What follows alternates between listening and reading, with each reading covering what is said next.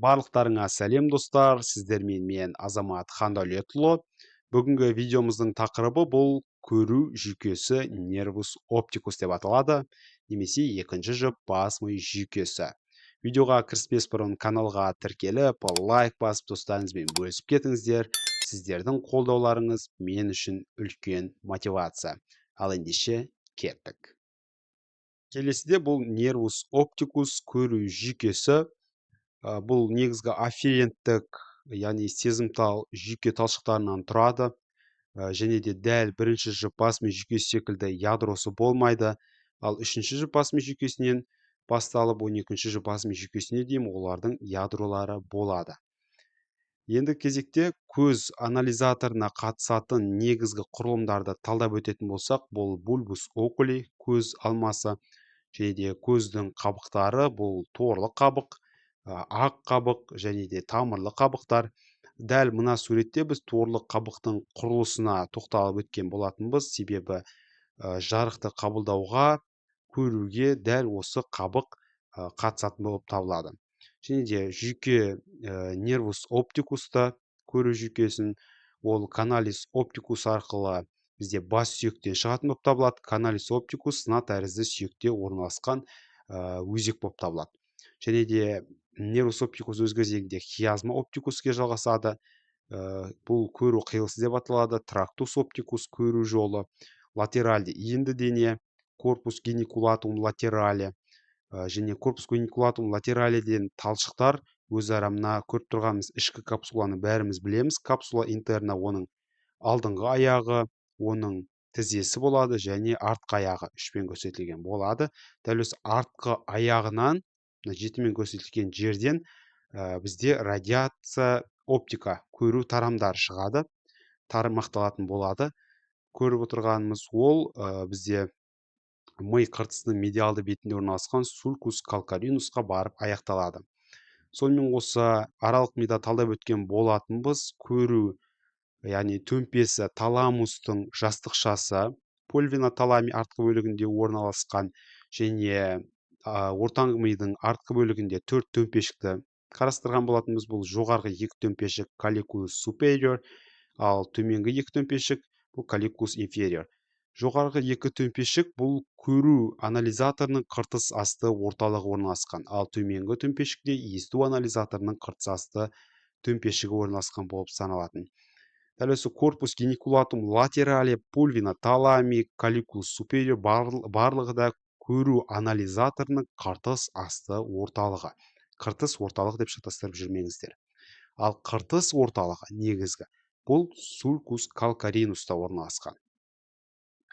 Енді бізде көзімізге жарық түскеннен бастап, ол қалай қыртыс орталығына жететінін талдап өтетін болсақ, бірінші кезекте жарық, яғни сырттан көзімізге түсті, және де ол жердегі жасушаларды фоторецепторлар қабылдап алды.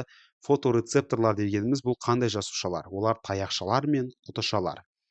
Яғни таяқшалар бізде жіңішке болып келеді, R деген әріппен көрсетілген, құтышалар С деген. Таяқшалар қараңғыда ақ пен қараны ажыратуға, ал құтышалар өз айтып тұрғандай пішіні де құтышаға ұқсас келеді, жарықта, яғни қызыл, жасыл, көк деген түстерді ажыратуға мүмкіндік береді екен. Дәл осы жасушалардан одан әрі биполярлы жасушалар сигналды қабылдап алады. Биполярлы жасушалардан негізгі мультиполярлы жасуша бұл ганглионарлы жасушалар болып саналады. Көріп отырмыз, ганглионарлы жасушалардың миллиондаған аксындары дәл осы нервус оптикусты түзетін болып саналады. Көздің сол жақ жарты шарынан және оң жақ жарты шарынан жиналып, бұлар нервус оптикусты түзеді.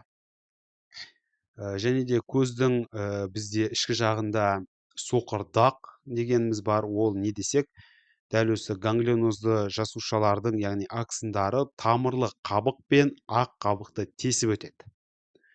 Соны тесіп өтудің арқасында бізде соқырдақ түзіледі сол жерде. Немесе көру негізі дискісі деп атасақ та болады оны. Келесі кезекте біз сол жақ және оң жақтан жиналған аксындар нервус оптикусты түзді. Нервус оптикус өз кезегінде каналис оптикус арқылы ми негізіне кіреді. Ми негізіне кіріп, хиазма оптикусты яғни түзеді. Бұл қалай? Дәл осы латеральды талшықтары екі көздің де, яғни латеральды жағында орналасқан талшықтары бізде өз бағытымен жүреді. Ал медиалды жатқан талшықтары, көріп отырғанымыз медиалды талшықтары, хиазма оптикум деңгейінде, яғни қарама қарсы бағытқа қарай ауысады, яғни қиылыс жасайды. Сол себепті бұл көру қиылысы деп аталады. Медиалды талшықтардың қиылысы. Көріп тұрмыз, жақсылап қарайтын болсақ, медиалды талшық қалай кері бағытқа өтіп бара жатқанын көрсек болады, иә. Ал хиазма оптикумнан талшықтар трактус оптикусқа қарай жалғасады, яғни көру жолына қарай. Көру жолына қарай жалғасып, талшықтар корпус пеникулатум латералиде аяқталады, ал кейбір талшықтар бізде пульвина таламиде аяқталады, және калликулус супериорда аяқталады. 80% талшық бізде осы латеральды енді денеде аяқталатын болып саналады. Ал 20% талшық пульвина таламий мен калликулус супериорда аяқталады.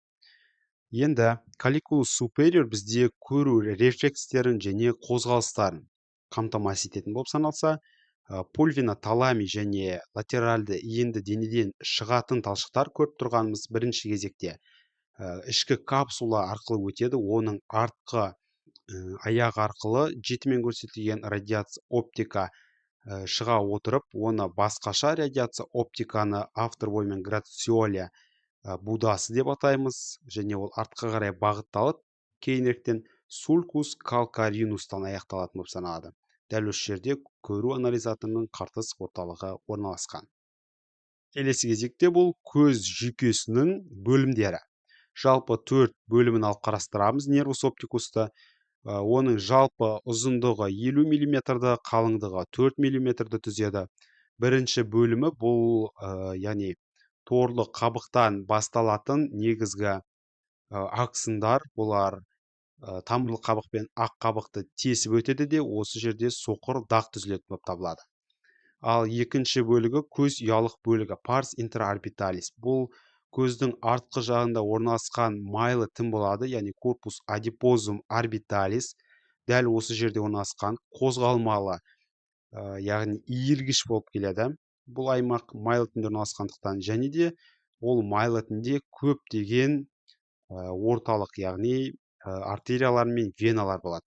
Келесі бұл көз алмасынан көру өзегі каналис оптикусқа дейін созылып жатады. Үшінші бөлім өзек ішілік бөлігі парс каналис оптики, яғни көру каналының ішінде орналасқан, сына тәрізді сүйекте орналасқан канал болып саналады. Бұл ұзындығы дәл осы каналдың ұзындығына сәйкес келеді. Және келесі 4-ші бөлім бас сүйек ішілік бөлігі, каналис оптикустан басталып, хиазма, яғни оптикусқа дейін ары қарай бізде себебі трактус оптикус жалғасатын болып келеді. Сонымен қоса нервус оптикус сыртынан бізде ішкі және сыртқы қынаптармен қапталған, ал олардың арасында қынап аралық кеңістікті алып қарастырамыз. Қынап аралық кеңістікте көз сұйықтығы айналымда, яғни ағып жататын болып саналады, және ми негізінде мидың қабықтары бар, дураматер және пиаматер деп аталады, солармен байланыс түзетін болып саналады. Егер де видео ұнаған болса, лайк басып, достарыңызбен бөлісіп, каналға тіркеліп кетіңіздер, және де түсінбей жүрген тақырыптарды комментарийға қалдырып кетсеңіздер болады. Ал толығымен 12 жұп жүйкені мен арнайы плейлистке салып қойған болатынмын, сол жерден көріп алсаңыздар болады. Келесі кездескенше сау болыңыздар.